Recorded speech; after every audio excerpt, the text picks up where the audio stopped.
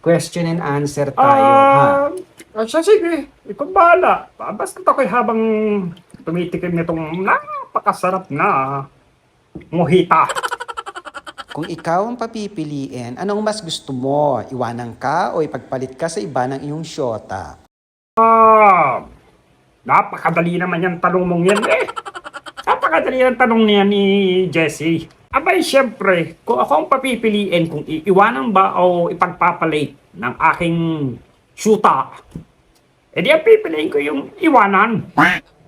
Napakadaling tanong yan. Bakit ko pinili? Bakit ko pinili yung iwanan? Kasi kapag yung pinili ko yung ipinagpalit, pag nakita ko yung pinagpalit niya at mas pogi pa ako doon, aba, nakakahiya. Kaso-kaso ka pala, ang ipinagpalit niya, ikapogi ko. Maigi na yung iwanan.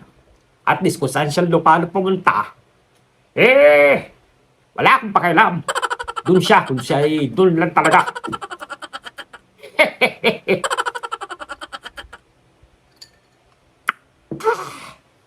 Kasarap ni ring mojita. Ano pa ang susunod na tanong? Aba, talaga to si Jessica pinaghandaan. Maraming tanong. Kung ikaw ang papipiliin, ano ang gusto mo? Pandak o matangkad ang iyong girlfriend? Yan ang tanong, ha? Kung papipiliin ako kung pandak ba o matangkad ang aking girlfriend. Abay, syempre, yung pandak. Ha? Bakit pandak? Teka. Kaya mas gusto ko pandak. Yung maliliit, yung mga banso. Tipid sa date. Kunti lang kain nun, syempre. Yung matatangkad, matatakaw yun. Hindi, joke lang. Maraming gastos pag matangkad. Malaki ang dami. Malaking pantalon. Bibili mo. Syempre, gastos siya sa mall. Yung kung maliit lang, maliit lang yung damit.